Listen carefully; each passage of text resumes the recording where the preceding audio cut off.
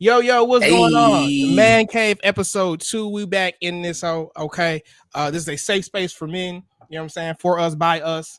good And morning from the man cave. absolutely, I am your host, AD the Kingmaker. I'm with my co-host, JCMC. How you doing today, bro? All is well, man. I'm blessed. I'm blessed. I'm blessed.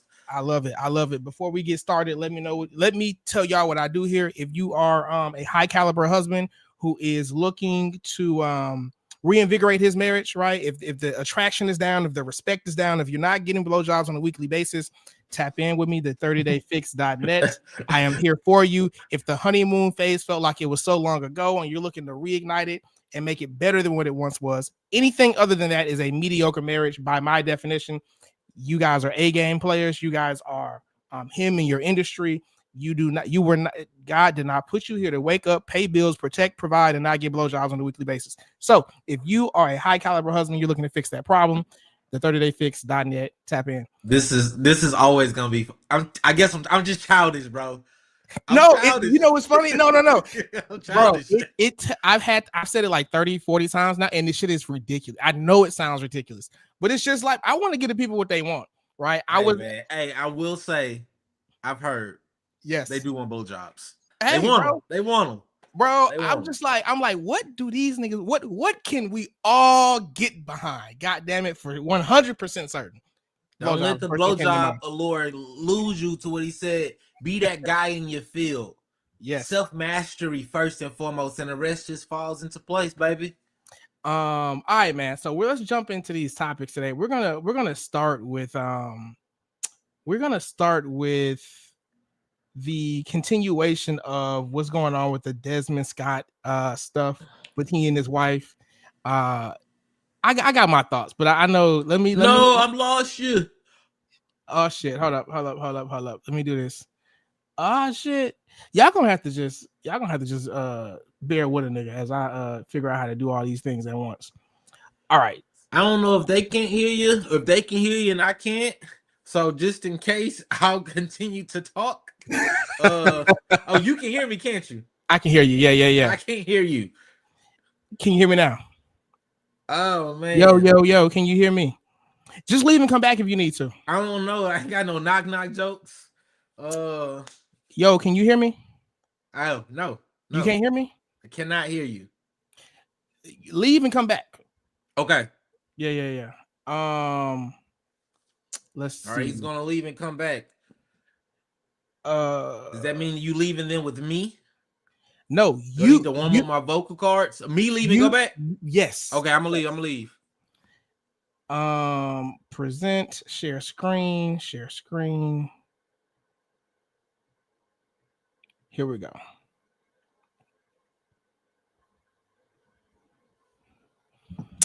Yo. I know my microphone working, so I'm certain that y'all can hear me. Blah, blah, blah.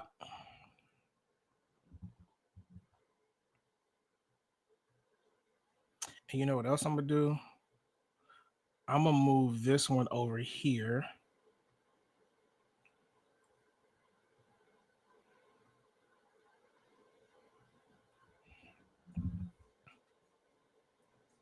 Yo, can you hear me? I got you. Yes, okay, sir. Awesome. Yeah. So if you ever can't hear me, leave, come back. We just gonna keep doing it like that. All right, baby.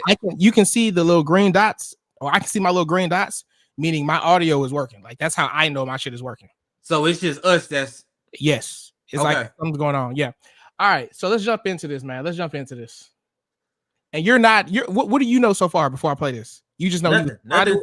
This it's like the last episode of Dragon Ball Z, baby. All right, let's jump in. Desmond Scott was seen making out with a mystery girl on Sunday night. And there's the mystery woman. It's almost like they wanted to get caught. He definitely is not trying to hide this from anyone. I also believe Sunday was the same day that he had put out his statement where he was asking for privacy and compassion as we navigate this difficult chapter of our lives. Highly suggest if you want privacy not to make out with someone in public. This is the mystery girl. Her name is Maria Springer. And sources familiar with the situation are the ones that told TMZ that the woman is Marissa Springer, a 24-year-old local Houston model who's also currently in school working towards her master's degree in business. Hi Bauer, I'm Marissa Springer. I'm a December 2024 grad, and this is my life as a professional model. We're told the two met for the first time earlier that night at Houston bar Sante through a mutual pal, and Marissa had no clue about Desmond's online fame. Our sources say it was also her understanding that he was single at the time. The fact that that's the first time they're meeting, allegedly, and he's like fully going at it in public. As for how things escalated so quickly, we're told there was an instant spark, and with a few drinks flowing, it turned into a drunken fun night that heated up fast. It's unclear whether this turns into anything more. The two do not follow each other online. Marissa does not follow Desmond or Christy. Look, I get that he's single and Christy filed for divorce, but have some respect for the mother of your children. Just my opinion. Hey, bro. All right. Sometimes I'm not gonna lie, bro. It'd be hard for me to get through these little clips like this because I just have. I was enduring. Say it again. I said I was enduring with you. Okay. First off, I don't know who this woman is right here. Like the person who made this. I don't like her. My first thought is shut the fuck up. Please shut the fuck up. I feel like she answered a lot of questions and she didn't even know it. I don't know. Maybe it was just a hot night. Maybe it's a one night stand. Yes, that's exactly what the fuck's going on. They know what the fuck is going on. And I really think they just be hating. I really think they just be hating. Go ahead. You share your thoughts first, though. For the record, I don't know this lady none of the ladies involved. I seen the couple for the first time last week. Mm-hmm. As a man who's been through heartbreak and a separation, that lady not even on the same echelon. She's there for a time and place, a moment in time. We won't know her last week. That's it. Like he free now. He's spreading his wings. I don't know what the terminology is. He back in the streets. I don't know. But let that man do his thing. Like it had nothing to do with that lady. Nothing to do with that lady. Now, what you should be worried about if he looked madly in love. If it was like some great woman and some shit. No, that's just a girl he met, such and such. It ain't that deep. So whatever. Now the new girl in the middle. I love how they put her in the middle. That's hilarious. Like how they strategically position her in the. In my 30 seconds of she, knowing she existed, she don't hold a candle to the other lady at all. And I don't know her either. What do you mean when you say that? I don't think you mean looks wise. Yeah, looks wise. You mean important? Whatever the way they present. Okay. She the lady who made this reel basically says that the girl in the middle said that like she didn't even know who he was. She didn't know he was a celebrity. She didn't know any of these things. You know, they met through mutual friends, and that's just what it is, right? Whether that's true or not, I don't even really think it matters because if she knew who he was in advance, obviously he's got credibility, he's got visibility. The hoes want him. If she didn't know who he was, and then as the night went on, they're hanging out, and bitches is like, wait, that's so. She started to realize in real time. Either way, the end result is the end result that we saw, right? And I will say, bro, I feel for this guy. First off, congratulations to this nigga. He's looked like he having a good time. He looked like he been miserable for a long time, bro. For a long time, and now he's out. He's able to free his wings. He's out with a woman who he's highly attracted to, and she's highly attracted to him. He living his life, and it be some hating assholes. I'm not gonna use the B word no more. It'd be some hating assholes talking about, oh man, you da. They all want him, right? So it's like all the ones who don't have him or can't get him have these things to say. And if the shoe was on the other foot, when it was like Cardi and is it Stephen Diggs or whatever? It's like, hey, do what you want to do, live your life. I'm so happy for her. These hoes are the worst mascots ever, right? Those are my thoughts. Go ahead. I do believe that this isn't. I'm not defending him at all, but for a man to conduct himself in this manner, it's a representation of the relationship he got out of. Men don't conduct themselves like this with women they just met. Period.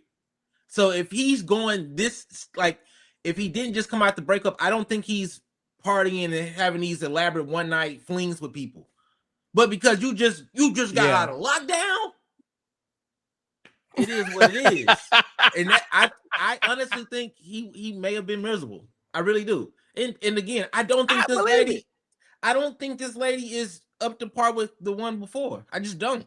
I don't know either one of them, but I just don't. And this is the actions I'm seeing look like a man who just wants to be free. So not even long term, just for a little while. So what is your hierarchy of importance when you're rating a woman? Like how much energy, how much time, how much attention she's going to get from you? Like what is your hierarchy of value? Are you asking me this like looks number one? That like so that yes. type of question? Yes. Like what would you say is number one? Is it her looks? Is it her personality? Like what is it? What is that hierarchy for you? Her looks are the first attraction that you're gonna get, and anybody that say otherwise is a fucking liar. Like, oh, she's a beautiful soul. Fuck her soul. I don't see that shit. No. Pause. I'm not saying what's the first thing you're gonna see. Obviously, we see what we see. I'm saying when you're ranking, you know, how perfect or how compatible a woman is for you or to you, where do you rank? How high up do her looks rank? And then what are they the first thing? Are they the second thing? And then what else is in that ranking? I can throw a bunch of characteristics and attributes that could define the woman. The looks are going to be there. I feel like her. I don't know if motherhood is the right word, but like how good of a mother she would be. Are you to raise my children? How well do you like? It's very hard to come up with these things with a clean blank slate. It's like what I would look for now. I can tell you what I desire and need the most out of my current situation, and you know what I'm saying, and the things that I put on the pedestal for. So those are easier to describe. But somebody like him, I don't know. I think I don't give a fuck. I'm in the streets. I don't give a fuck. I don't care. I don't care. So I hear what you're saying. I'm seeing is primal, and you for sure. And I think that's great. Not a real. I love it. I'm in a real relationship. It's not. So you're saying she doesn't hold a candle to the wife. I think this is just how I rank things. She likely treats him better. So in my hierarchy, the number one most important thing is how do you treat me? Hey, I don't know. I guarantee he don't know that bitch. He don't know that girl. Exactly. He don't know her. And when do you listen? You've said this several times. In the beginning, we're meeting their representative, right? Yeah. When is a bitch gonna bring her best self to the table? When is she gonna treat you the best? In the beginning. Yeah. Okay. But so I don't feel like that. She don't get no bonus. In the beginning. Human nature. That's human nature. Well, but I get the point. I get me personally, I don't give a fuck whether you just met me or you've known me for 20 years. You're not going to be able to treat me poorly. Like at that point, I could love Dak Prescott as my starting point guard, quarterback. If all he's capable of doing is throwing interceptions, nigga, you can't. It don't matter how much I like you. You can't start here no more. Period. If you're not treating me how I want to be treated, and that's the competition of it all. Like if I can walk in these streets and get treated well by a stranger due to my celebrity, the heat is on. You can never treat me poorly again. You can never. That's just how I look at it. So I don't think that he needs defending. I think he's a grown ass man who's coming out of a miserable relationship. I think he tried to stay faithful too. I don't think that he's the type. He doesn't strike me as the kind of guy who cheated and it was like, yeah, man, it was probably like, damn, bro, I feel bad that I did this. I didn't want to. But see, I think the biggest thing that I got from the last one is these two people have been together since I believe you said 14 years. 14. That's not a miserable relationship. That's a lack of experience, and he just wants literally to escape. He don't know the world outside of that woman. That's what's miserable to him. Not necessarily their relationship. He don't have any other relationship to compare it to. All he sees is like most people see some shit on the internet. He has a celebrity. He like, yo, I can fuck all of them. And he's just chained. And his ego is going insane. All of us will. And then you end up in a situation. And it may be better for him to leave and vice versa. They may need to see the world outside of themselves. So that could be miserable. I'm not going to put that on that lady. Okay, so check this out. So I forget you haven't seen a whole lot, right? Oh, no, don't try to educate me to prove a point. No. No, listen. It's all good. So I've never seen this, bro. I've never seen this. This is why I'm showing it to you. So we dropped that last episode Sunday. As the week went on, people started making content basically saying, "Oh shit, we see it." Like, no, like this, like she's the problem. Like the internet has started to have that narrative, and I've never seen that before. Where is it at, bro? Fuck, I can't find it. It basically Desmond Scott kissing the mystery woman. Where is that? Where is it at? Oh, but I will say he dead ass wrong. You don't kissing these hoes in the mouth. Absolutely not. Huh? How else did you kiss a hoe? How else did you kiss a hoe? I don't know, man. I'll leave that to the wild. Y'all. Hold on, bro, because you gotta see this. You gotta see this video, these hoes bro. in the mouth, bro. You gotta see this video. Okay, well, fuck it. I don't see it no more. But I believe you. I believe you. She's a bad, terrible person. Well, I'm not saying she's a terrible person. I don't think that's true. I just think that access on a repeated you only loyal as your options. Not even. I mean, yeah. Well, here's the thing. I'm a big proponent of do what the fuck you want to do. Period. Like that's just how I live my life, and I think every man should do what he wants to do. Right. But what I'm okay. He left. Let me get to this other. Yo, Marcel, my guy, what's going on with you? I appreciate you tapping in with us. Let me bring you back up. Can you hear me? Yep. Yeah. So I'm not saying she's a terrible person. I'm saying that when people get too much access to you, they tend to take you for granted and start saying and doing things that they wouldn't have in the beginning.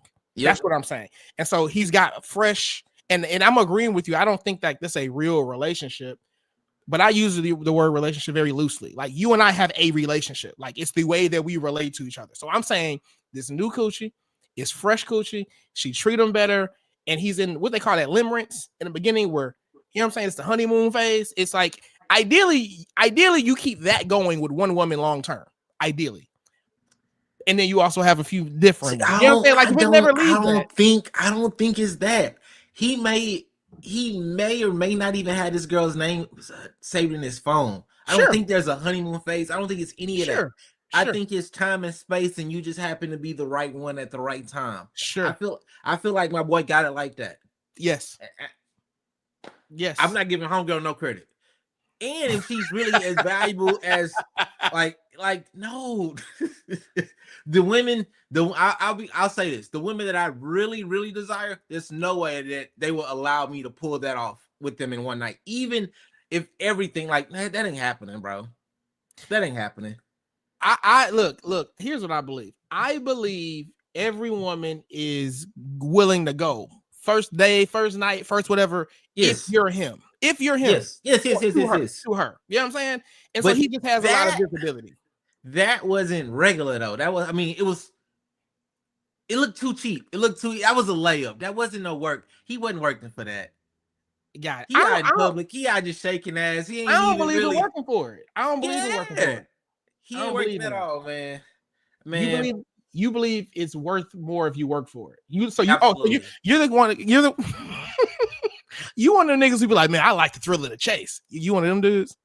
Nah, man. I feel like I'm not that special as much as all this. I can hand you my resume and you can be as pressed as you want to be. If a woman if it just fall in my lap, I feel like you just slippery. You just clumsy with the pussy. I'm not that special, and none of you niggas should feel like you that special, bro. I promise you. There's been a multiple instances where I didn't got it, and I appreciate it, and I don't judge her for it. But I know in my mind, I ain't worthy. Oh my god! So here's how I look at it, bro. She didn't just, unless she was just drunk and was just loose and was on everybody, right? They not just going for just any and everybody all the time. So like, I know who you had to become for her to be clumsy with the coochie in your direction is the work. I hear you, bro. Yeah, you know what I'm saying, to me, I'm worthy of it all. Ain't shit I ain't worthy of. Hey, amen to you. I just like a little more. It gotta have a little higher credit score. That's all. That's all. I want to use this hilarious, bro. Let's get to this ASAP Rocky thing. Did you watch this one? Yeah. Okay. It's like, Mom, why you keep saying that? Mom, That girl mind your don't, business. yeah, that girl don't even like want me like that. Like we cool, Mom. Mothers always know best. Just ask A$AP Rocky. In a preview clip for the rapper's appearance on the New York Times' podcast, Popcast, he revealed that his mom, Renee Black, always wanted him to end up with Rihanna. My mother used to say shit like, I know you like this girl that you with right now. I ain't gonna say no names, but I want you with Riri. It's like, Mom, why you keep saying that? Mom, That girl mind your don't, business. yeah, that girl don't even like want me like that. Like we cool, Mom. Like, that's just my friend. Chill. I'm telling you, she real.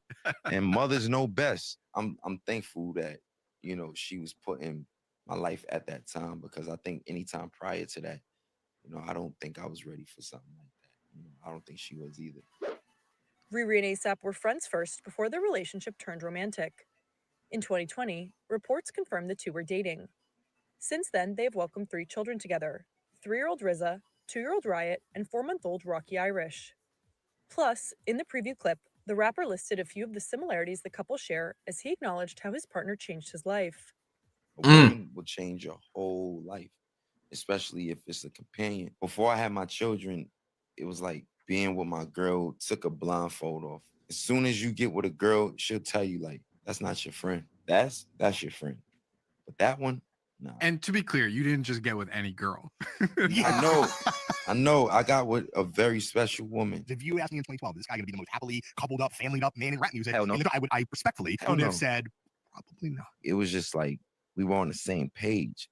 We're on the same year. My dad is from her country. My family, when I go back, I get to see both sides of my family. There's so many similarities. It's just funny. We laugh about it a lot. She was always my boo. You know what I'm saying? Like, I always fuck with her. The dad of 3's latest comments come just months after the pair welcomed their daughter, Rocky Irish Mayers, in September. And while they have just finished the newborn stage, Riri admitted that expanding their family may just be on her mind again. In a response to Love Island star Montana Rose Brown's Instagram reel on January 11th, in which the reality star debated getting hot and sexy or pregnant in 2026, the Grammy winner commented, "Wait, so I'm not crazy then? Bet." Plus, she gave an update on her baby girl to Access Hollywood a month earlier while on the red carpet alongside Rocky at the Gotham Awards in New York City, sharing how their sons are adjusting to having a sister. How's baby Rocky? She is so funny. Yeah. I'm like, I don't remember the new stage going this quick. The boys love it. Yeah, they actually got used to her. Yeah. All right, that's it, man. What are your thoughts? What are your comments? I think coming off of my boy Mr. Scott into A$AP, putting in that work to get a real quality woman and taking the time to handle that shit. You could what's my boy name? Was it is Desmond? Yes, Desmond Scott. Hey man, you could be Desmond, or you could be my boy Rakim. Is that his real name? Huh? That's his real name, is Rakim? I think his real name is Rakim. Okay. I think so. But Or Raheem or something like that. These are not even comparable situations. You know what I'm saying? Like, they're not, but it's life. It's what position what you value in. well, I'm a fan of having both. I think you should have someone at the house, and I think you should, you know what I'm saying, have some fun out in the streets too. I don't think that you should have to choose, unless you want to choose. That's what you want to do. What the fuck you want to do? I feel like you got to figure out what's best for your life and what do you really want. I think a lot of people chase feeding their ego so long that they soul be empty. And I don't want to get all. I have nothing to back that up, but I believe that to a certain extent. A lot of people move off their ego and just chasing that feeling and don't really go to the nourishment that may be needed. Like when you ask me what's most important out of my relationship, I'm like, what kind of mother are you? Like my children are like paramount. For my sure. ego, man, that shit is fleeting. It's like chasing happiness, man. You be happy one moment, and the next moment, that exact same thing just won't fill that void. So I try. I'm a nigga for real. I try to keep my ego out of a lot of the decision making I do. And I think one of the biggest when he talked about his mom and his mom pushing for Riri, and then the shit that he described out of that he liked the most about Rihanna, what kind of motherly instincts? But they were like directed towards him. Hey, that's not your friend. Hey, that person don't really fuck with that type of shit. When you can see somebody who got that type of ability to really have put a hedge of protection around you, that's the type of shit you should look for. Now, I don't know how many of our mamas gonna have that. How many of us even have a relationship with our mama for her to be like, that's the girl you need to be with. I don't know. So no, that's true. That's true. But in the end, we also gotta keep in mind we're talking about Rihanna. You know what I'm saying? So like, she is a totally different beast. That's a totally different monster. And shout out to her, bro. I feel like there's a very, very, very, very small percentage of women who are winning. At when I consider winning, I think that as a woman, you can become rich, or financially successful at whatever degree you want it to be, or you can get the man like your number one choice. You can get the nigga that you really want, but very rarely do they get both. Very, very rarely do they get both, right? And Rihanna is one of the few who gets both. You know what I'm saying? Like I think that they have a genuinely positive relationship, a friendship. I don't think either one of them feel as though they settled for the other. Is what I'm getting at. And right? they, like maybe they have a real friendship. And yes. I think that as unique and the outlier that Rihanna is, I feel like there's she's scaled up. There's a Rihanna at every tax bracket or in every zip code. It's up to your ass to go find her, and don't just because of some titties and ass in a dress that like you back or whatever. Don't mean you got necessarily. So just navigate them waters, man. Take your time. Yes, and I think there's a beauty with both of them. ASAP was that nigga before he met her. She was able to go out and live her life and experience the things that she may have wanted to. Both of them became the person they were individually before they got together. That way, he's not trying to change her. She's not trying to change him. They know what life looks like outside of one another. So there's no wondering if the grass is greener. Y'all can really come together and accomplish some shit. Yes. I think that's beautiful. I love it. Now, I would be remiss if I didn't say, shout out to Joe Budden. Hey, also, by the way, bro, I plan on meeting Joe Budden in 2026 or 2027, one of the two. I plan on maybe not being on the podcast, but you got to vouch for me. I was a Joe Budden fan back when it was hard to be a Joe Budden Actually, fan, yeah, you 100% were. I think you were the person that kind of introduced me to Joe Budden. At this point today, I may be more of a Joe Budden supporter or fan than you. Yes, you absolutely are. Absolutely. But I say that to say, one of my favorite lines, for every bad bitch, there's a nigga tired of fucking her. There's a nigga tired of fucking her. And ASAP Rocky is going to become that guy or Rihanna is going to become that woman for ASAP Rocky long term.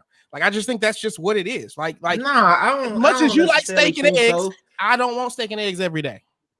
Right? Like, we want variety. I want variety. Okay. But I think that, again, I think this is the best that a woman can do. I think this is also the best.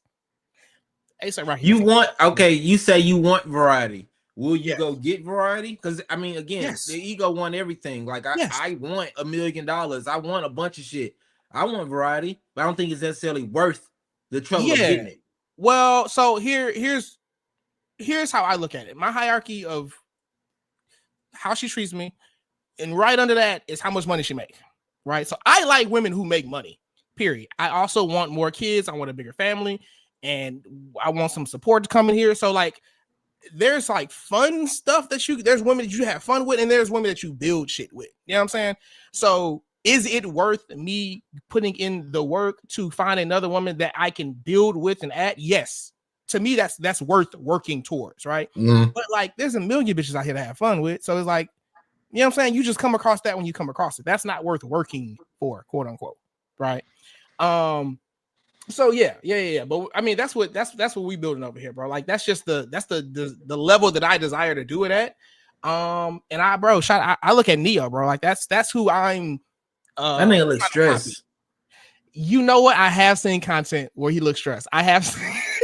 It's just the thing is, bro. So much shit I've learned when I'm chasing my ego. A lot of times it feels it's like a drug. It's not even like a drug. It's 100% a drug, and then you do it shit, and you get that clarity, whether it be the post nut clarity or just the regret. It's just like sometimes that the juice ain't worth the squeeze, man. You just gotta pick your shots. I'm all for having fun. I don't want to act like I'm this self-righteous bullshit. No, it's just a lot. When you thinking with your dick, you make dickhead decisions. Well, I make the worst decisions on earth. That's why I'm trying to like come at it from a longevity perspective. Like, you know what I'm saying? But I agree, and I've done a lot of work. Like, had you asked me about a year, 2 years ago, like I would have told you humility is stupid and I'm deep in my ego. This year I've done or 2025, I did a lot of work, got a lot of mentorship.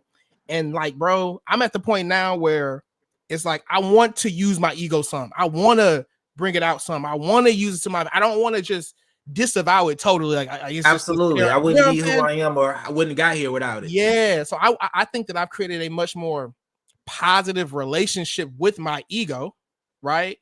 And I also believe that one of my purposes is to become the best version of me and showcase that to the world. And you want to come from a place of strength. You know what I'm saying? Like, absolutely, you want to hear a nigga popping this shit to be like, yeah, bro, I want to pop my shit like that too. You know what I'm saying? I have a question, and I just don't need to use it to put anyone else down. Like, to me, that's the worst part. I don't need to make anyone else feel small for me to feel bigger, if that makes sense. No, absolutely. Yeah. So how do you go about picking your mentorships? How do you want to get tidbits from this person, that person? I'm very interested with how you pick your shots. The people that we come up in life, and I'm like, oh yeah, I dealt with such and such person. I've rubbed elbows with this, and I'm like, how the fuck and why? And I'm just always curious as to what's the appeal. Yeah. So when you set your hierarchy as far as like, how she look, the money she makes, so on and so forth. When you're looking for mentorship or tutelage from anybody, what are you looking at that makes you say, okay, I'm gonna invest time, energy, and effort to try to gain something from this person? Yeah. So first off, good question. But first I'll say, like, I'm rarely am I looking for it. I don't go out and say, okay, I need a new mentor. Who do I, whatever, right? Perfect example, because we're finna get to the Anton Daniel shit after this. Yeah. I am better than you think I am. So with Anton, I was following Anton's content tough for like a good year and a half, maybe even longer, right? And so I started tapping in with him. I went to his meetups. I did some like one-on-one calls, and I learned a lot from him from a business perspective, because that's all he ever talks about. And so like we have I would assume if he saw me in person, he'd remember my face at least. And so then it got to the point where it's like, bro, and I even told my wife this when we first met in college. I was like, look, I think I want a wife and a baby mama. This is me at 18, right? You knew me at 18. And I didn't realize that, but what it really came down to is, bro, I was not nurtured as a young man, right? So essentially it came to this point where it's like, if I can have two women that I kind of like, I'm with her until she get on my nerve. Now I'm with her, and now she get on my nerves, and I'm with her. The reality of it was I didn't feel good about myself just sitting alone in solitude. Like, I didn't like me. So for that reason, I needed a woman to like make me feel good in the moment. That's not me anymore. Right. That's glad to say. But I say all that to say, I would see Anton, and then I was like, you know what? I like what he's got going on. I like what I'm hearing. And so I'm tapping in, and I'm learning. They're going to give you, like, if you want customized coaching, you have to pay for it. Like, you can watch somebody's videos all you want. You can learn quite a bit, but if you want it customized to where you are and who you are and what outcomes you want, you got to spend some money, right? So I paid for several calls with him. It wasn't a whole lot of money. It was like Can I ask what was the coaching about? Like, I don't want to, because even I say episode 1, you mentioned a guy too, and I'm like, okay, and that guy had like some weird school. I'm not gonna call it weird, but some shit I didn't understand school. Yeah. And I was like, okay, what was it? I damn near wanted to see the commercial that you saw to make. Wait, who we talking about? Oh, you're talking about, I got you. Yeah, you're talking about him. Yeah, so again, bro, I don't set out to find new mentors, but you know what I've learned? It is in our nature to have someone that we're role modeling at all times, especially for a man. Especially like that is in our nature. So I've just decided that, like, I already know, like, when I'm tapped in on someone's content, I'm just watching them. Or I'm not just watching them. I'm mostly watching them, and I'm adopting whatever mindsets that they have that serve me. So for Anton, it was, I'm working in corporate America as an engineer. My taxes is outstanding. Like, these niggas, just crazy, bro. And I need to start a business so I can get these taxes under wraps. So that's what all our calls were about. It was, how do I build this business in such a way that I can make money and save on taxes, right? Like, everything was about that. And then I started getting into the poly stuff. He ain't like that shit. Anton didn't like that shit. So he basically said in so many words, like, yeah, nigga, I ain't coaching you no more. Like, that's it. And I was upset. I was hurt. I was a little bit shocked, but then again, I wasn't, because I know. Hey, I actually respect that shit. I don't. It's not. I don't know much about Anton at all, but he didn't Yeah. look like a man that had many like they didn't have many values, to be honest with you. And I could be wrong. This is all from like the little clips and shit. It seemed like he was what one would equate to like a shock jock in today's like internet world. I see a lot of people who kind of shock jockey and like anti-culture, and he kind of has fell into that. I don't know any of them. So for him to tell you, hey, I'm not fucking with something and I don't want your money no more, I'm impressed. I didn't think he would ever. He didn't seem like the type of guy. Well, let me tell you, the nigga definitely don't need my money. I would tell you that he's doing very well for himself. Gunter Forever says, "Don't let me down, AD, on your judgment on Daniels. Did Anton try and talk to you into being a Democrat or Trump supporter?" Actually, no, he didn't talk me into neither one of those. So here's the thing, bro. And then after Anton, I moved on to just different people. After that, and okay, one of them was is it distasteful? Is it breaking some type of etiquette and code for even to discuss the experiences you had with these people? Because unfortunately, I am very interested. Well, here's the thing. No. First off, I spent my money. This is my motherfucking life. I talk about what the fuck I want to talk about. So, but also, I don't know. But shit, we here. We can talk about it. So, I mean, what's the question, or what's the? Oh, me personally, I know. I didn't want to be prying in some shit that we like confidential.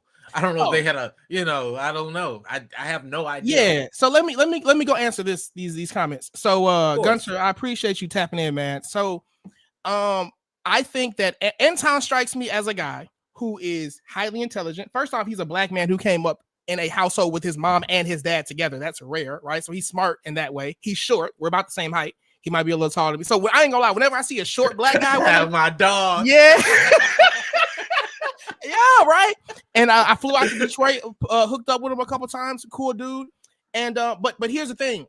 I found Anton by way of Kevin Samuels, right? So when Kevin Samuels was alive, that's how I was watching his content. That's funny. I knew who Kevin Samuels was before you, because he used to do fashion. Yeah. Reviews. Yeah. Honestly, I used to. The fragrance shit. I learned about him during November of 2020. I remember I had just moved out of my apartment and we were in this little limbo phase with having this house built, and it was the year average at best girl that had happened, right? Yeah. Rate yourself and don't use 7, bitch. Yeah. So here's the thing: when Kevin Samuels was alive, Anton would be on podcasts or whatever with him.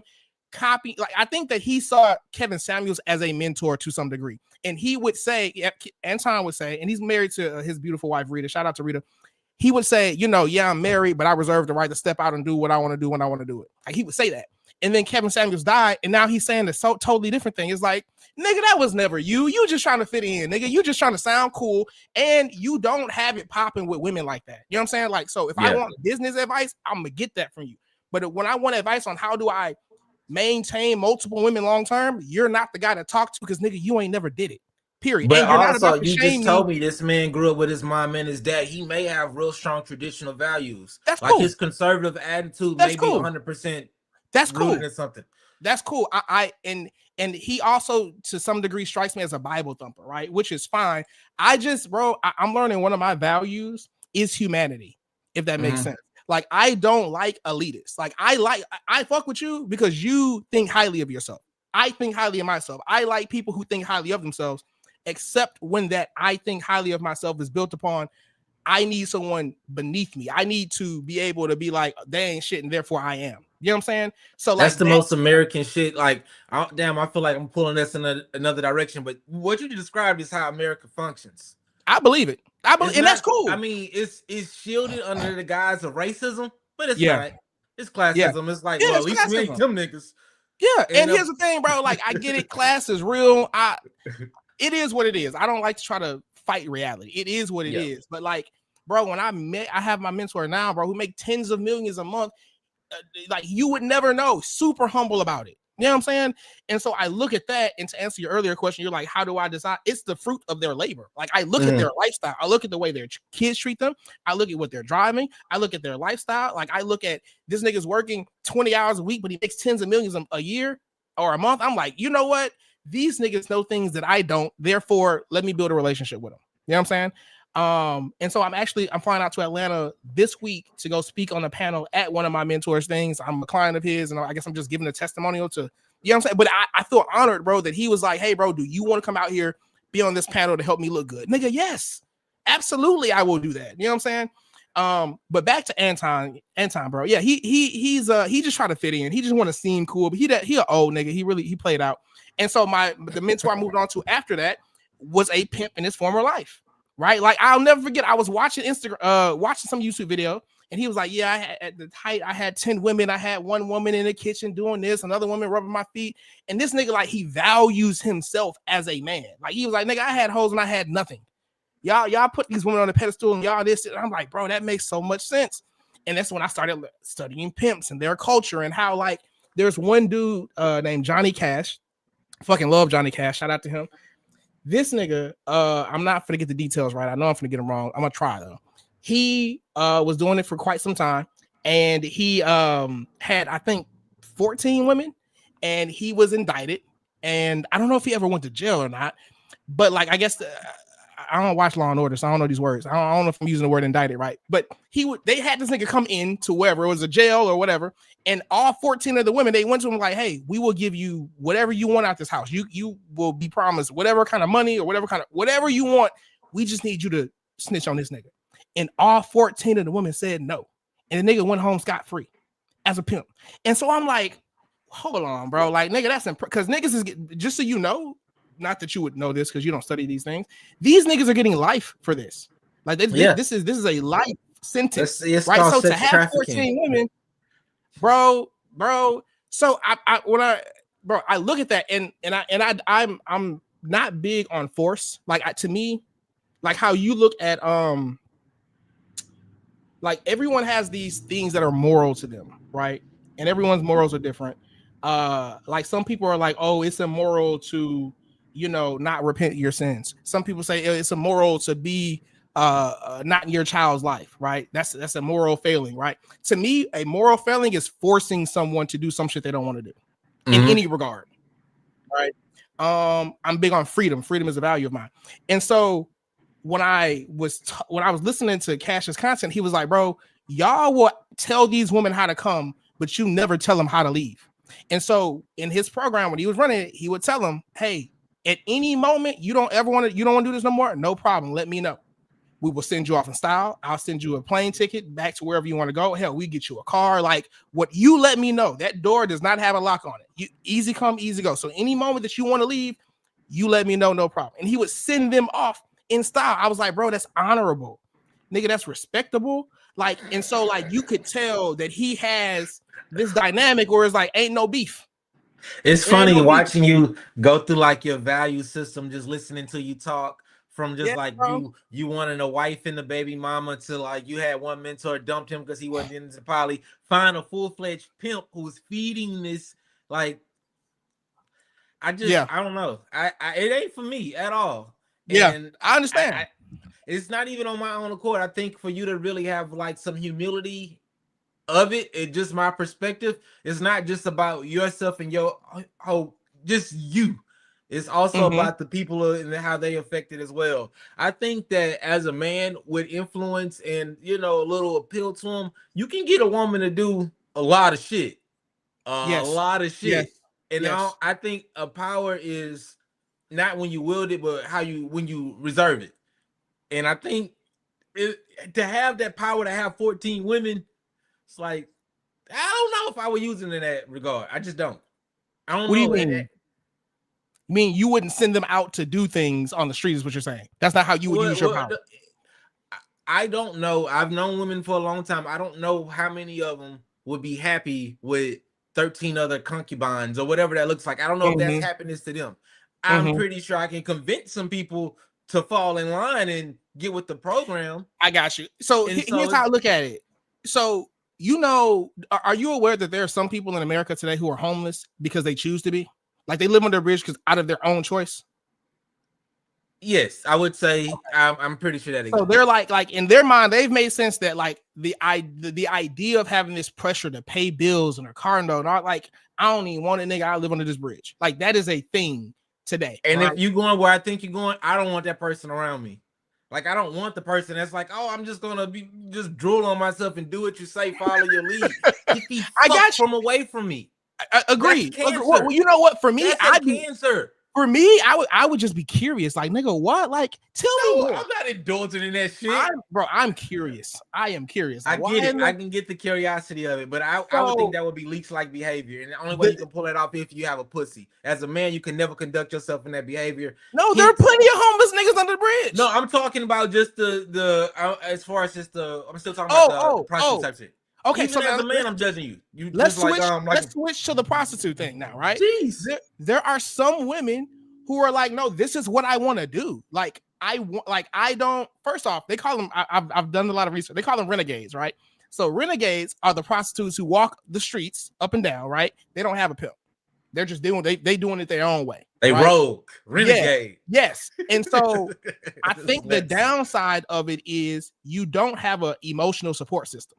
I'm assuming. I've never talked to any of these women. I just watch a lot of content.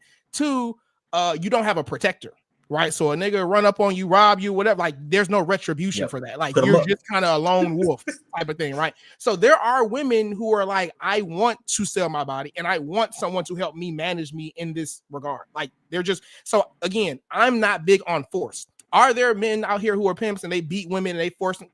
All kind of things. And those niggas should get life, in my opinion, right?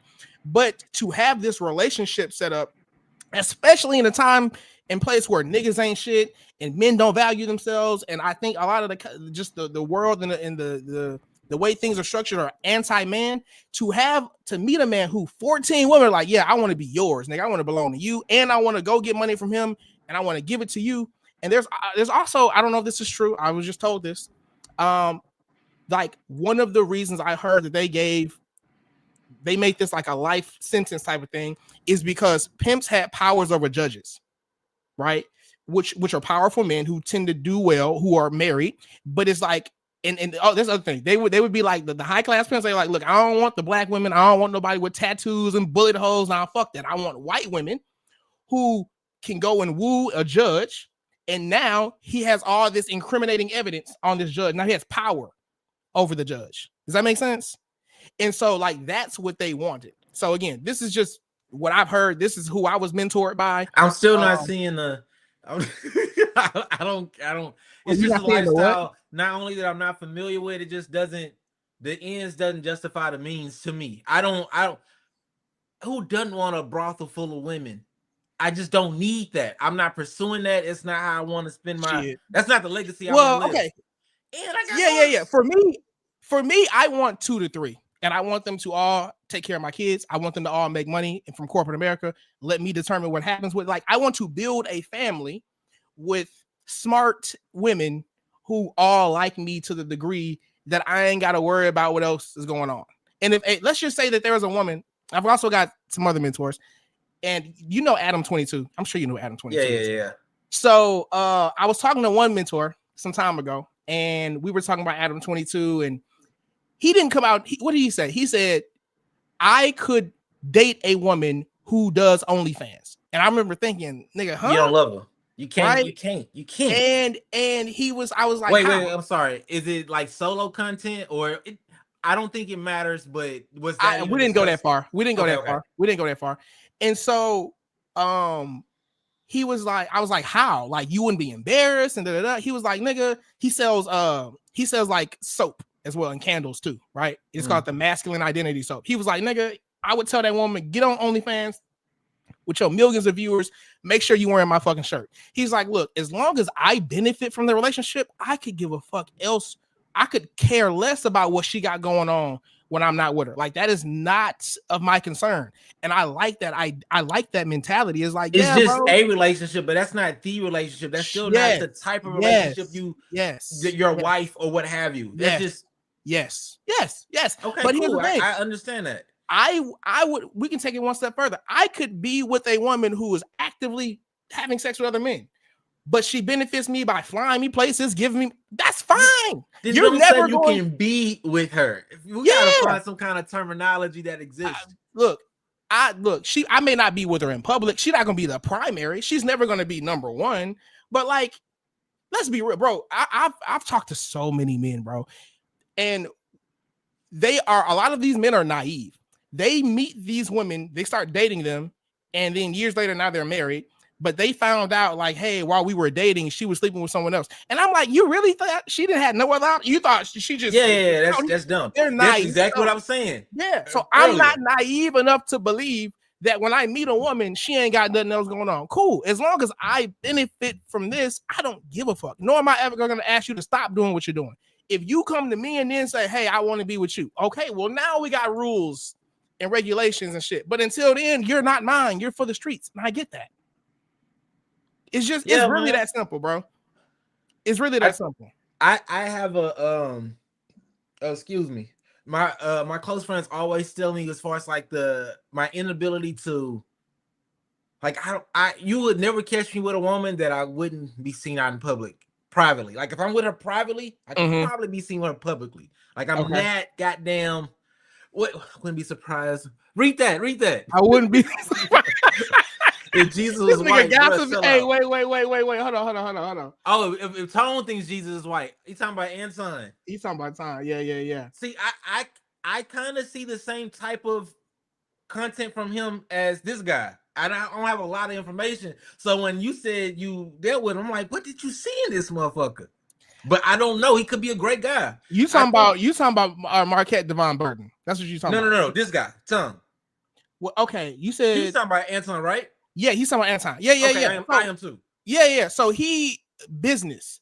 So like the nigga owns real estate all across the country. Like last I heard, he still works the job in corporate. Like he's getting money, bro. Like I will say, I think he won the Corey Holcomb exchange. Gunner, I'm with you. I think he won the Corey Holcomb exchange. Let's go ahead and move to this. This man Kev. I agree with Michael. Man Kev gossiping about men. Hey, Mike, I appreciate you commenting. Fuck you, nigga. All right. I agree with him. Let's go. You ain't gotta like it. Hey, you know what? I ain't gonna lie. I've been wanting to do that the whole time. Nigga, you don't like it, you ain't gotta watch. Brother, you gotta check out Devon Marquette. Yes, buddy is solid. He also did 2-hour review of Corey. Yes, so he brought him up. The Marquette Devon Burton, the Saint, the center. This is the guy who I showed you on the first one where he had the video where like the white slaves. That's Marquette Devon Burton. Okay.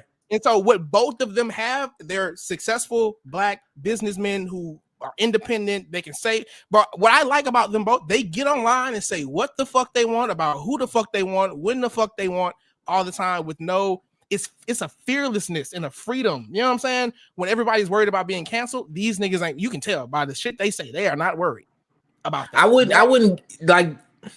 wouldn't say it if I wouldn't believe it. You know what I'm saying? Like the goal wouldn't be like, oh, I'm gonna be so brave. And I feel like that creates that's a slippery slope. For sure.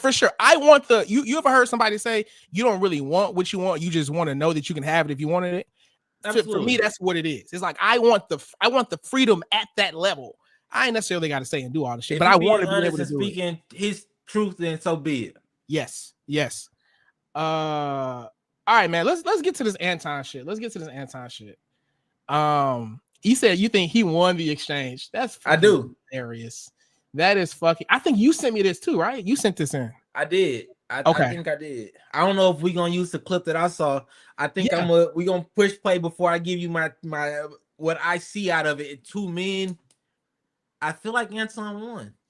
Oh my god. So let's do this, bro. I'm gonna let the whole thing play. I'm gonna just put it on the screen and then I'm gonna bring us back.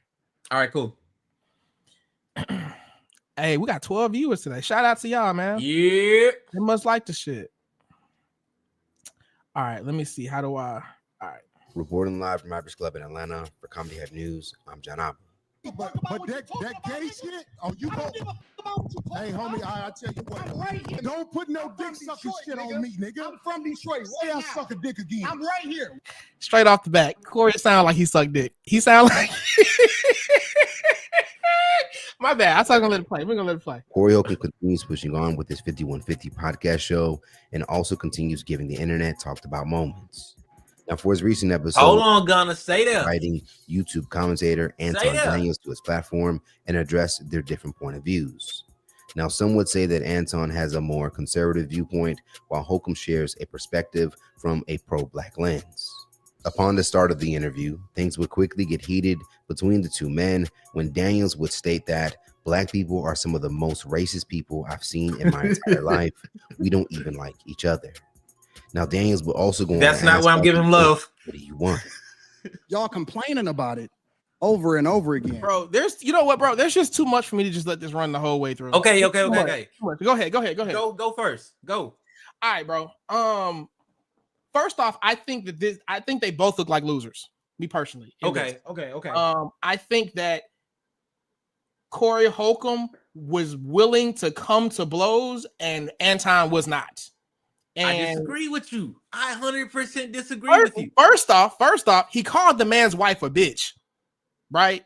And then he didn't do nothing. You know what I'm saying? So if there was plenty of space and opportunity for things to happen, I don't think Anton wanted to. I don't think that's his strength. And I think that he did what he's supposed to do. Bigger point, bigger than all of this. And I would say that this is like 90% of Black people, bro. I really do believe Black people hate themselves as a group and as individuals. And I think that Anton hates his Blackness. I do believe that. Okay. Go ahead. Let me know when I can jump in. Go ahead. Okay, I agree with you. I think that Anton hates his Blackness. I also feel as if Corey's only weapon in this whole thing was to punk him. He moved this lady out of the way. No, Shawty, you be safe. Men about to do what men do. And he sat side by side, smelling his breath, and said, say it again. What the fuck is say it again? It came out of his mouth. You heard him. He's in your house. If you felt disrespected or if anything was going to happen, it should have transpired. What's all this? I double dog dare you. Do what you going to do. I got you. Your business. So you think? I never met Anton. You say he's you say he's your height. Mm-hmm. Why are you doing all this big bad macho shit and just to go smell that man cologne? Do something. Corey, you lost. Your only weapon, your only tool was to get up on that man, and he said, well, we can go outside right now. Even if he didn't want that. I don't feel like either one of them wanted a confrontation. I got you. But Anton was still able to use his tool. Corey had to revert to some shit and start explaining himself. Well, man, I don't like when niggas talk about dicks. Wait. So you're saying that Corey lost because Anton was able to stick to what he never changed. Anton was Anton. And he never got frazzled. He never got upset. He was wrong. I'm not saying he was right about it. I'm talking about in this exchange. Yeah. Corey took he had to deviate. He had one move. He had one special move.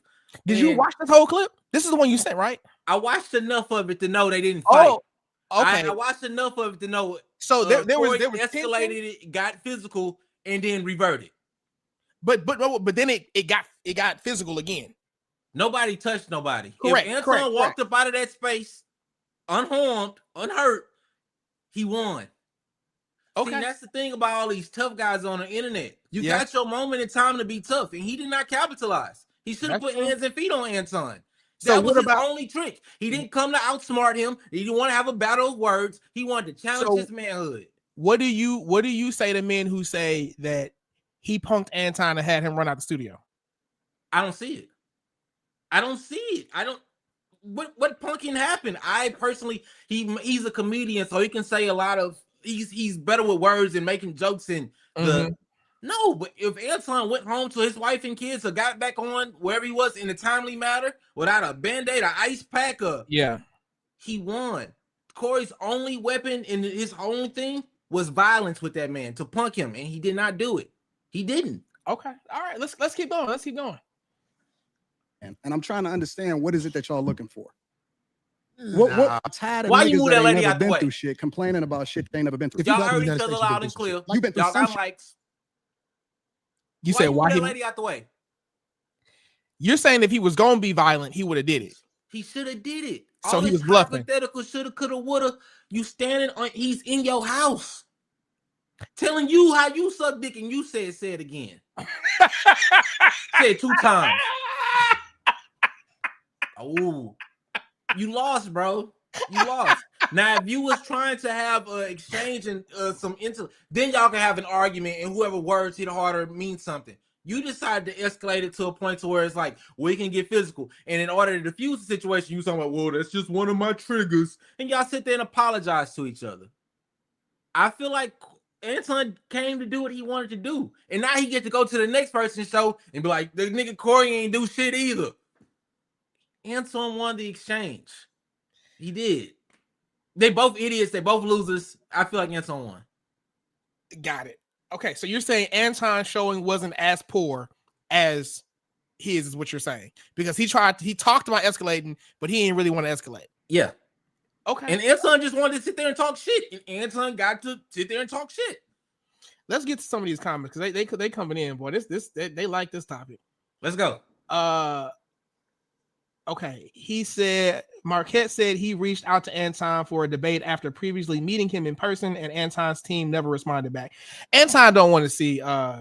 That's uncharted territory for me.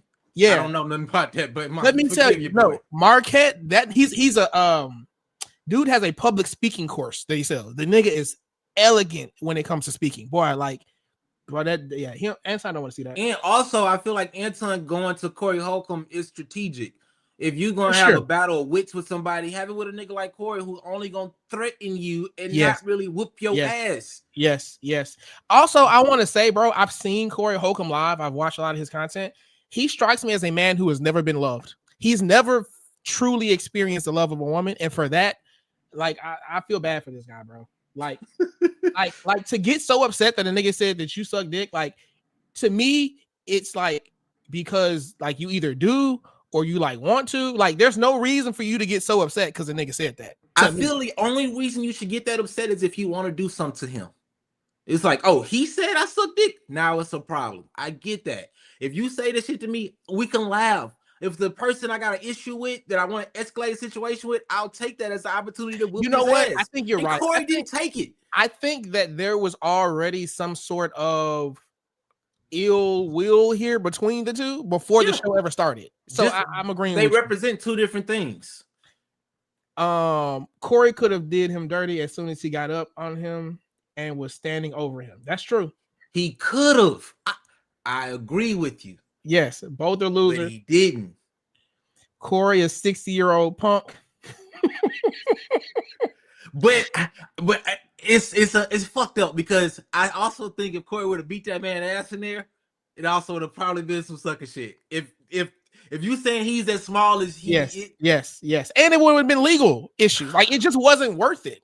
Like, it's not worth it, bro. And I guess my point is, if that's gonna be the tool in your toolbox, you either got to use it or find another fucking tool. I don't think he's that bright, bro. I think we. And I feel like Anton is genius for sitting across from a nigga who ain't that bright. If y'all gonna argue, I'm gonna win. I'm gonna look like the victor. If not to everybody, at least to the people that fuck with me. To a nigga like me who's seen Corey talk all this big macho shit, I need some big macho shit to occur. Agreed. Nah, but Corey didn't want to tear up the place unless he really had to. They had expensive equipment and sponsors. Man, he moved that little lady out the way. That was the most delicate thing in the building. He said, "Excuse me." They swapped chairs. They moved the mic. He know what cologne he had on, bro. Nah, Tone should have said it again in his face. But hey, Gunner said, "Step in my square." Gunner said, "Hey, let me see your hand." I like it. That's true. He told him to say it again, and he didn't. Corey been acting stuff on that show for years, and every single time you point out Stephen A. Smith, Charles Barkley, etc. Interesting. I didn't know that. I didn't know that. I'm not condoning violence. I'm just saying this was your time to shine. This was your time. Corey might have been molested or something. Oh my God. Okay. All right. Holy. He said you had a home game. Corey might have been molested or something, bro, because he make literally everything about being gay. Yes, I agree. I agree. Something happened. Though. That happened. Look, here's the thing, bro. Thing. You don't think that's a black man thing? Maybe, but like if a nigga you don't know walks up to you and say, "Hey, bro, you the ugliest white woman I've never seen," it's so absurdly untrue that it's just like I don't even give a fuck. So if every time a nigga brings up your masculinity or your sexuality and you get upset, it's like, bro, is there any truth to it? But it's because growing up, can't speak for everybody. I'll speak for myself. all we had was our masculinity, our gangster, our respect, whatever that looks like. And so you protect that shit. Unfortunately, to ends like this. So all you have is not being gay when you poor and disenfranchised, and it's you understand what I'm getting at. I hear what you're saying. I can't The relate. way we're brought up. White boys I talk was about never that in shit the all the streets. time. I'm not free. from the streets, so I don't understand it. So I can't relate, is all I can say. But like, I don't think Corey from the streets either, because he ain't do shit about it. So it's just like, but like I look at like a Tyler the Creator, he's like basically openly gay, and niggas accept him. So it's like, if you're gonna be that, my nigga, be that. Yeah, Tyler, my favorite gay person. And I got family. Look, I got family. I fuck with Tyler. So yeah, you know what I'm saying? So like all of this anger, 26 now. All this anger about like masculinity, your manhood, it's like, bro, if it ain't true, what they say, if it don't apply, let it fly. You know what I'm saying? That's how I feel about it. But look, that's it. They had tension before the interview. That makes sense. 100%. He needed Zoe or RZA up there. Corey don't do that damn research. He just complaining a little like a little bitter baby mama. Yeah, I agree with low key. And so if I'm Anton, I know he not gonna be able to match wits with me. The worst that's gonna happen is he put his hands on me. Corey acknowledged that he had security in the back, so there was nothing physical about to happen. Anton came in this bitch for the dub. I got you. Well, you put it all like that. That's true. That's true. I gotta give the Anton. Off camera, not in studio, Corey would have did it. You can't forget, Corey didn't want to mess up the business. Him fighting like that during an interview would have followed him around forever. I agree. I agree. I don't know if he would have did something, but I agree. I think it looks bad when black men. I think we all make everybody look worse when we're being violent. 100%. And that's unfortunate. One person can't just slap the other one without it being an indictment on us all. Yes. However, I feel as if Anton was the one getting slapped, I feel like there's exceptions to the rule. I feel like Anton's a slappable person. If Corey slaps Anton, everyone understands it. Half the crowd too. Yes. So, agreed. It's a lot going on there, baby. Let's get back into it. I got to take this call. Yeah, man. Come on. Let's go. Shit, but you ain't been through that. I don't understand. What are you saying? Most of the niggas that's complaining about it ain't never even really seen real racism. These is new niggas. Now, as they will continue sharing their point of views regarding Black people in America, Daniels at one point would defend how he shows up for his community. It would be at one moment in particular in which Daniels would call Corey out for making blanket statements in which Holcomb would fire back aggressively. I'm in Detroit. I'm in the blackest city in the United States of America. I can move anywhere I want to go. I choose to stay in the core of my city, and I choose to participate in my neighborhood. I choose to tithe to the streets to put kids through college. I choose to interact and truly use my tax dollars, whatever it is, and give jobs. I employ over 50 people out there in the streets where the people live that you helping. They could get pulled over and shot by a cop. When the cops shoot you, ain't nothing you can do about it. See, that just sounds slow. This is so crazy. You like to use a blanket statement. That's like me saying all black people are stupid. Have you said all white people stupid? No. You should say that one time. I'm talking about because cops. It's easy to say all black people are stupid as an example. Holcomb would specifically call out Daniels for going after black people and not white people. Say something about the white people. No. You're not. I don't think you got people all the time. Oh, well, I didn't hear you. Literally, white liberal women are the worst thing that ever happened to this country. What about their men? But we gonna get there. Great retort. Get me to qualify it by participating and joining in on the core. I think you're doing what's easy. You know, because if you go against them, it'll be some video of you going against them. And when I say them, I'm talking about your boss. I don't have a boss. We say that, but here's the truth. I don't have a boss. It's a reason you go after black people quicker than you will go after white males. What are white males responsible for in this country as the downfall of it? I talk about everybody. I'm just saying, I ain't heard you talk about white men since you've been up here. You ain't been listening. Now, this moment would then follow up with the two nearly fighting each other after Holcomb would take offense by Daniels' choice of words that Holcomb sucks dick of black America to get ahead.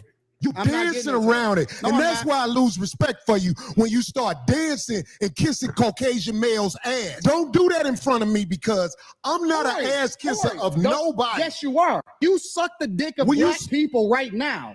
You doing the easy shit. Nah, See, ain't homie, nobody let me tell you something, homie. Ain't nobody gonna tell you. I don't Ain't nobody suck gonna dick. tell you. I don't suck Yeah, dick. you do. So fix You doing that. the right same Let's energy switch you give me. Let's switch seats. No. Let's switch seats. Oh, yeah. No, girl. I'm a motherfucking man. I don't do no dick sucking shit. At one point, Daniels would call Holcomb out to step away from the live broadcast so they could fight outside. Now, the broadcast would take a pause, but after they would return from their heated exchange, Daniels and Holcomb would start to discuss their boundaries. Oh man, I may have to leave. There you go. There you go. You back. Yeah. So, I see. Looking at this again, I see two men with different values arguing about their 100%. values, and I see Anton being the more intelligent man, and Corey Holcomb being not very intelligent. I agree with you. I do agree that this was an L.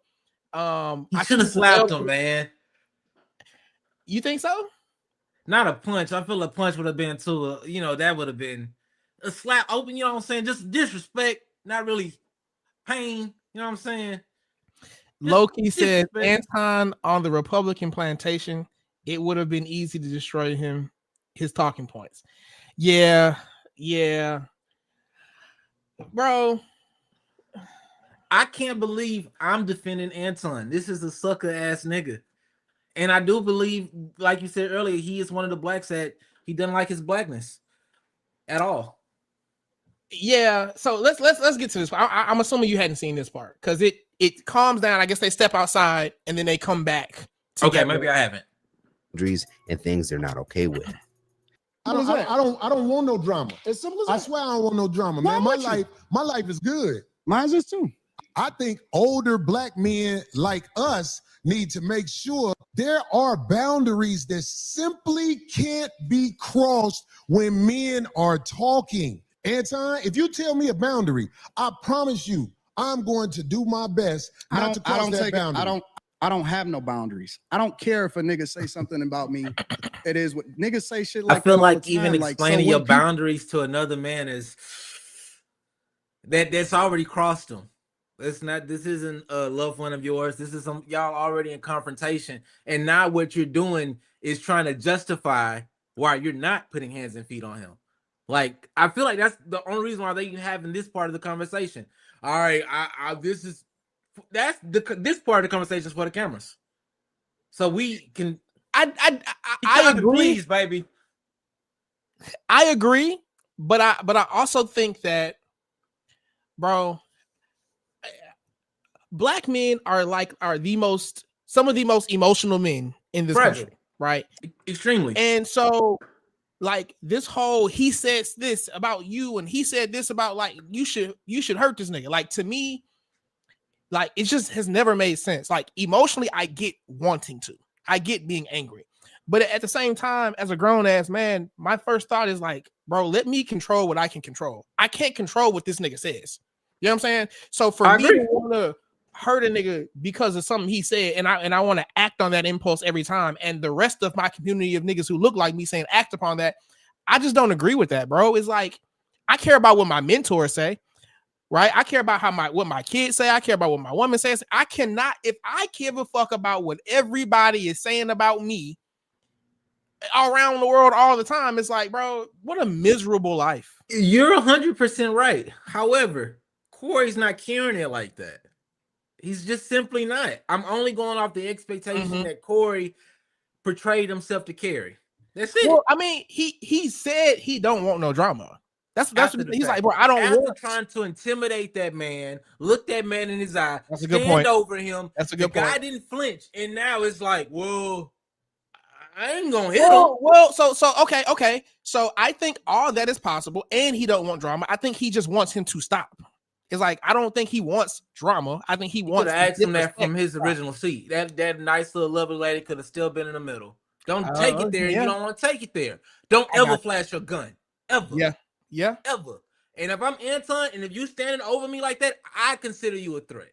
Kudos to Anton. Anton is really a sucker for, I feel like this is a sucker behavior on both sides, unfortunately. I hate to defend either one of them, but that just was odd, man. If you're going to resort to that, you have to do it. If you want to have a conversation with somebody, be articulate. Be able to express yourself. But getting Darlene out the way and not doing shit. Why is she went to a safe location watching that shit to see if something go, and nothing happened. Nothing happened. Ain't shit happened. Hey, these niggas in these comments petty as a motherfucker, boy. But it's the truth, man. I Man. I don't want to seem like I'm that guy. However, I was just disappointed from the lack of furniture moving. It sounds like you wanted to see some drama, and you're like, bro, it didn't No. I felt like drama. Corey took it there. Got you. And you can't put that toothpaste back in the tube. Gotcha. So you're saying if you're gonna act aggressive, then fully aggressive. commit to it. Yeah. Yeah. I got you. Or just take the L. I think Corey took the L. You know, nobody got arrested. No charges was pressed. We can talk about this, and everybody in the comfort of their own home at the end of the day. Let's see. People say stuff. I don't take it personal because it's not a thing to me. It's just talk. When I cut that shit off in real life, my life is great. I don't take nothing personal unless it get personal. Daniels would end up asking Holcomb specifically why he some gets so music. triggered by saying that he sucks dick and challenging his manhood. I'm asking you a real question. Why do you get triggered? What is it in you that gets bothered by switch? Manhood is all we got left. You really got to understand this. If we don't have our manhood, we ain't got nothing. Oh, bro, another thing, I ain't gonna lie, when niggas start using the word manhood, I don't know what the fuck that means. I don't know what that means. When a man walks, like, legitimately, like, you mean your dick and your balls? Do you mean respect for yourself? Do you mean regard for your reputation? Like, what is manhood? I think he's talking about the sexuality. I think he's talking about sexuality. We could. I think it's a generational thing. I think he's the stereotypical 45 and up man. We all know this person. We know this guy, and we see where his values lie. But he probably a little too old to swing on a nigga now. And that's all. What do you think his values lie? I feel like he's very. When I kind of alluded to starting from nothing, not having anything but your manhood, your respect, and I think that shit carries with you, especially if you can get some remnants of success. You don't necessarily disembowel the things that got you where you are. You keep them shit, you hold them closer. You value them even more. So especially somebody like Corey who think he like in the Hollywood and I gotta be a man and I don't know Diddy parties. He that guy. He's the stereotypical. I got you. Super aggressive, masculine. Don't play with me. Yeah. I got you. Mr. Big Piece of Chicken. He that dude. I get so upset when we've had these stupid ass arguments. There's only black people who get the big piece of chicken, who get to eat first. This shit is so stupid. Good Lord. I got you. Walk up to you and say something where he's challenging your manhood and things like that. Trust me, I don't care how savage it may seem. You can't disrespect men face to face. You can do it online because it's easy to do it online. No, you can't pick and choose when you can disrespect somebody and when you can't disrespect somebody. You wrong, bro. You wrong is two left shoes. You're wrong, bro. You can't say I'ma disrespect you online, but then you can't do nothing in person. Just as things seem to have subsided, the two would once again get back into an argument. Daniels would end up specifically calling Holcomb a hypocrite, in which it would cause a second confrontation and near fight between the men. You don't.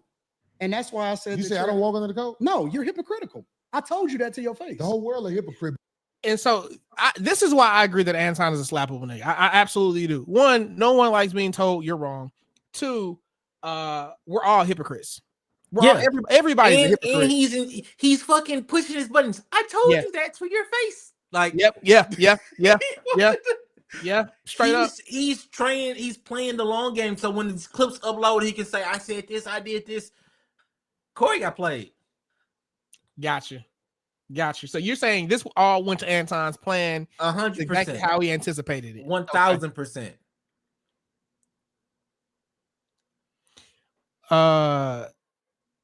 The Dab Media says we are all hypocrites, but you're a coward if you try to stand on it. I'm not even sure I know what that means. Yeah, what are you talking? Yeah, I don't know. Reword that one, baby. Reword that one. Try that I again. may agree with you. We're all hypocrites. I agree with that, but you're a coward if you try to stand on it. Stand on your hypocrisy. Here's the other thing, bro. We're all cowards too. Yeah, we're all cowards. I'm not doing everything. Some things scare me, and I'm not. You are never going to see me jump inside the Grand Canyon.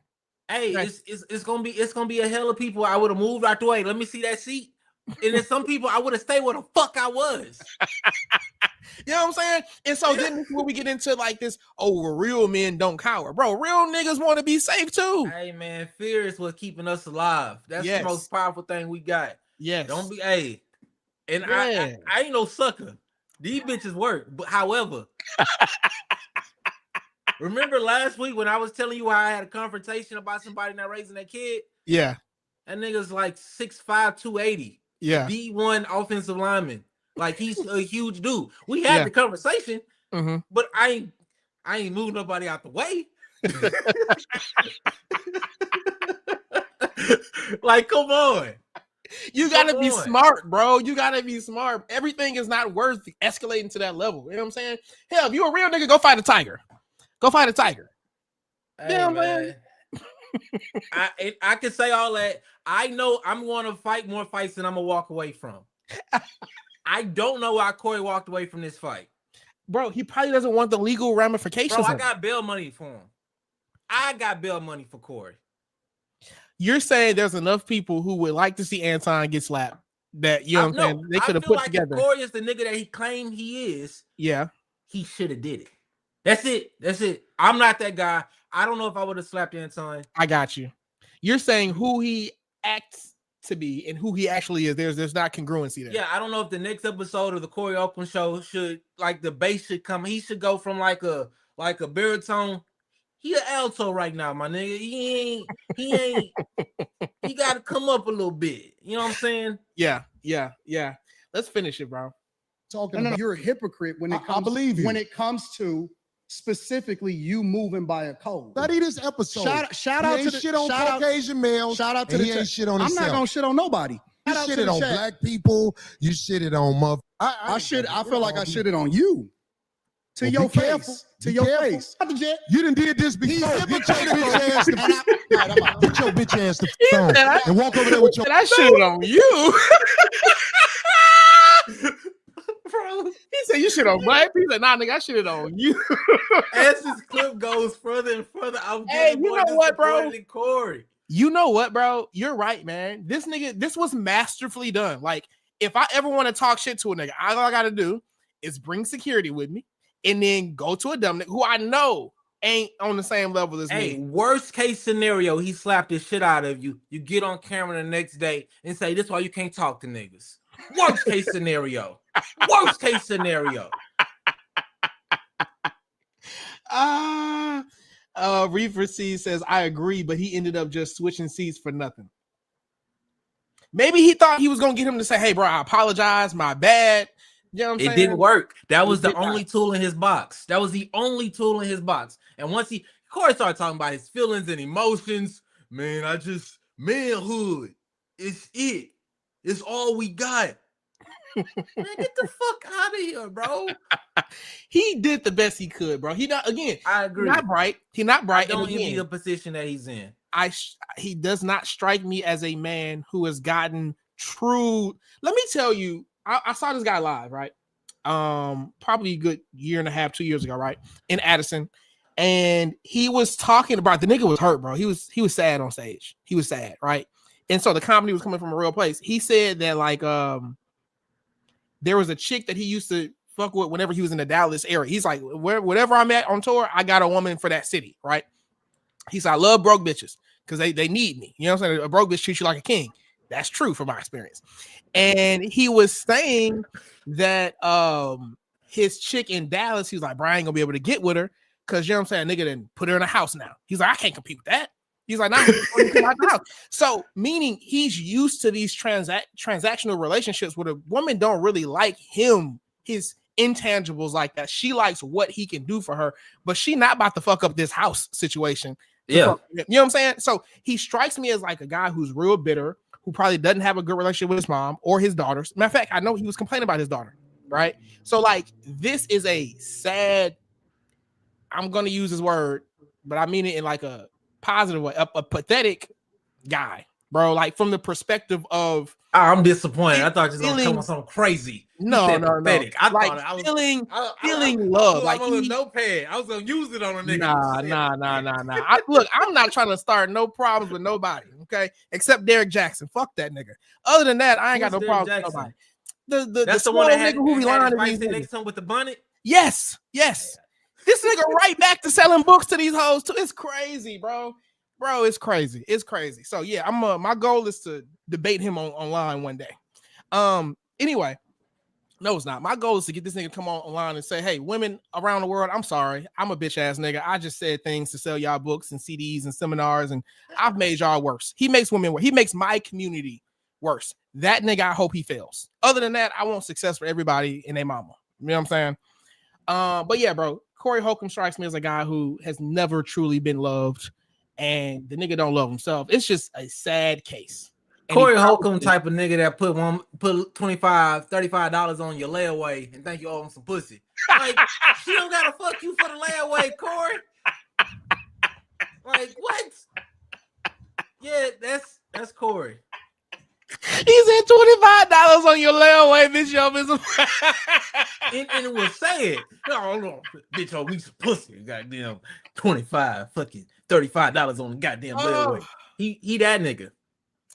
Nigga, that was hilarious, bro. My God. Derek gonna ask you to switch seats. Man, fuck that nigga, bro. You know what's crazy, bro? You know what's crazy? I think Derek Jackson lives in Dallas, bro. Let's go. I think this nigga lives in Dallas. I think we live in the same city. And make no qualms about it. I'm coming. It's no form of fashion. I don't think he a little nigga either. I got him. The nigga's huge. The nigga's huge. The nigga's huge. He ain't 6'4", 300, is he? Bro, let's just Google it real quick. How tall? Because if he's 6'4", 300, I call my nigga. Anybody in my weight class don't even. Matter of fact, 2 weight classes up. I think 6'4", 300 is nuts though. That's nuts. He might accidentally whoop my ass. He might even be intentional. 6 feet, and the nigga's 6 feet, and he's got a bunch of muscles, bro. Yes, he's big. I'm good. He's big. I got it. No, you. I'll take that seat. Here's the thing. It don't matter. I'm a shooter nigga. You know how they be like, oh, these young niggas, they different, man. They shoot. That's me. Young niggas. Don't play with me. Look, I'm gonna get on my black ass on this internet and say what the fuck I want to say. And if you want to see me, just know you're not seeing me alone. You're gonna see me in that thing. So it's what it is. It is. You know how I feel about freedom. That. Freedom. God damn it. I talked about that nigga in therapy, bro. That's how deep that shit is. Holy. Yeah, bro. Anyway, let's to your face. To your face. Hey man, love to the comments section, y'all make this one. Aretha sees that's the funniest shit, bro. That's hilarious, man. Love to you, brother. Love to you. Get your bitch ass the all right, I'm out. Get your bitch ass the phone and walk over there with your bodyguard and your bitch, nigga. Walk over there with your bodyguard and your bitch. Now, after Daniels would leave, Holcomb would continue on and debrief on the heated moment. Let me tell you something. New word. Where I'm from, if a nigga say something about sucking dick, nigga, it's on. I don't know nothing about no niggas saying nothing to no nigga where niggas talk about suck dick and niggas be ready to swing. But he didn't say that dick sucking shit again. Get your fat ass out of here, nigga. I double In the dared aftermath of their back and forth, many would side with. Do it again. Nah, that's just. Daniels by proving that he wouldn't back down to Holcomb and that Holcomb did not handle the situation as he portrays himself to be. While others would note that neither men wanted to seriously fight despite how loud they were getting. Now, if you can recall, this isn't the first time Holcomb's show has gotten this intense. Back in 2017, while as a guest on the 5150 show, Aries Spears would trigger co-host Zoe Williams so bad that it would lead to Spears being repeatedly punched on camera. The incident would move forward with Spears suing Holcomb for not intervening in the attack on his show. The lawsuit would later get dismissed when Spears and his attorney. Okay, so there has been some violence. It wasn't him though. It wasn't him, and it got dismissed. And then the nigga got sued for not jumping in. Hey, he got dismissed. He ain't caused some nothing. I told you, nigga, I had that. Okay. I put a little retainer up, got Corey out of jail. You know what I'm saying? He would have been all right, man. He would have been all right. But now he got a hold Did of not jail, and show that's up to court, priceless. according to My News LA. Now, when it comes to Daniel's thoughts on the heat exchange, he has yet to comment on his social accounts. So let's talk about it more in the comments below. Do you think the Holcomb biggest takeaway overreacted to for me is I'm Daniel's choice of talking word? shit. I'm still relatively young. These niggas are a lot older than us, and that close up just kind of reminded me, bro. All this shit I'm talking, that shit probably gonna change one day. I'll probably rearrange, switch seats with a nigga and discuss it. I may be that guy one day, bro. Here's my belief. And I could be wrong. You know how like the way we did war 100 years ago is different than war today. Like war used to be with guns and bullets and shit. War is with technology today. Yes. Right? Like TikTok, like China is showing their kids math and science videos, and they're showing us doing dance and trends and shit like that. Like that's war, right? I just really feel like physical violence today in 2026 is for niggas who ain't got shit to lose. I agree. And niggas who don't have a good hold of their emotions. You know what I'm saying? I don't fully agree. I feel like the same way when we talk about our children, like, oh, do you whoop your kids? I'm like, no, but I could, I should, maybe. It's an option. It's an option to defend yourself as a man. Yeah. And that should always be an option. So it ain't really necessarily about like the emotional, so on and so forth. I'm not saying that. I know there's a difference between defending yourself and pushing violence. Yeah. But sometimes that line that big. And I think sometimes defending yourself is letting motherfuckers know I will cross this line. Yeah. And once it comes about, it just has to go there. It just has to. And especially in this situation where the motherfuckers actually, bro, let's just go out back for 5 minutes. Like he's challenging you. Like we can slap heads afterwards. We can be friends after this. You say, no, let's just be friends now. Yeah. Get your ass out of here. Okay, man. Okay. I'm with you. Yeah, we're good, bro. That's the whole show. This has been fun. People tapped in the comments. I appreciate y'all. This is great. so much drama, bro. And it's funny because candidly, both of us were like, bro, I don't want to talk about current events. Like, I don't want to gossip. I don't want to, but this is what the people want to hear.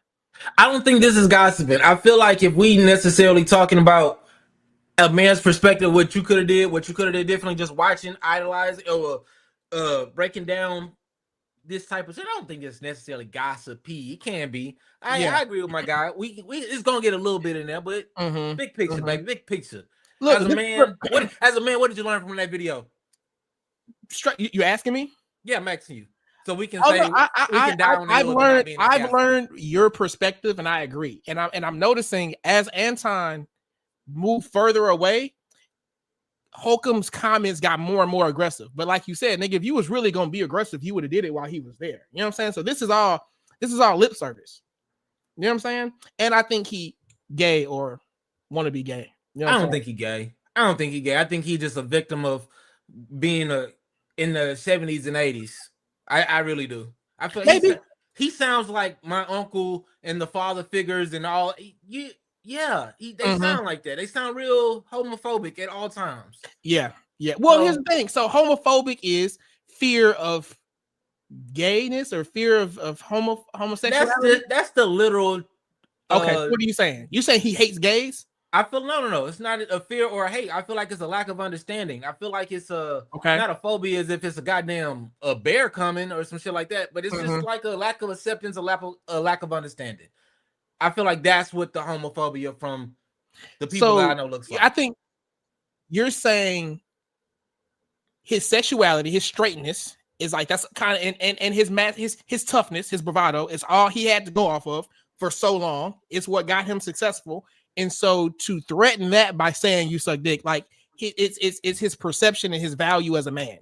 Thank you. That's what a sober mind sounds like to articulate that so well. Thank you. Okay.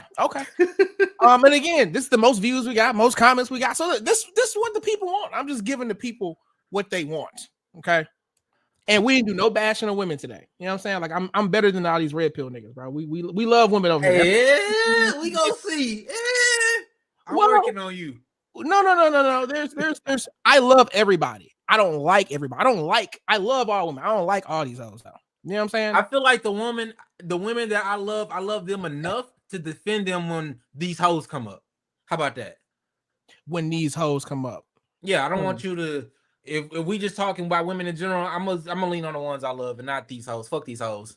These hoes are where they are. Like I don't. You know what though, and we'll have to talk about this next episode. I think that most women, I'm gonna speak about black women because those are the ones I care the most about. I separate the person from their behavior, from their thoughts, and from their culture. Because like if you put a nigga you put 100,000 motherfuckers in a culture, they're gonna turn out how they turn out. They only have so much control. Like there are thoughts that they never even think of having because of the culture that they're in. You know what I'm saying? So I believe the black woman is the most beautiful woman on the planet. I think we see all these other women trying to copy them and look like them. They want to degrade what they see and then they want to kind of copy it. You know what I'm saying? Like it's trashy when a black woman shake her ass, but it's cute when so and so want to do it. When Zoe Saldana, you know what I'm saying? I follow you for the most part. The only thing is there's a big divide between the interactions you have in real life and like internet culture. Yes. Like the shit that I see, yes. like even the back and forth of discord between men and women, that shit don't exist in my real life. Yes, when I'm around women, I'm gonna have a conversation with them. They tend to melt in my hand. I don't have this resistant, hashtag whatever the fuck going on the internet. That ain't my reality, bro. Agreed. Hey man, this was great. Yes. Tune in next Sunday. Oh, again, I'm your host, AD the Kingmaker. If you're a husband in a mediocre marriage, okay, and the thrill is gone, the desire is gone, the respect is gone, it's still there. It's all right, but you got a good marriage, but good is the enemy of great, okay? Somebody marriage is not great. If you're not in a great marriage, you want proof to know you're not in a great marriage. She's not coming to you on a weekly basis and offering you blowjobs. If that is something you're interested in, tap in right here, the 30dayfix.net. Go there. Jace, any last words you want to tell the people? Hey man, let's do this again next week. I love y'all in the comment section. I can read. I just was trying to make a point and this nigga feeling insecure. I promise y'all he can read. We used to read books together all the time, bro. The nigga can read. True. I promise you. He never seen it. He never seen it. But thank y'all so much, man. I look forward to doing this all over again. Let's go. Yes, sir. All right, signing off, man.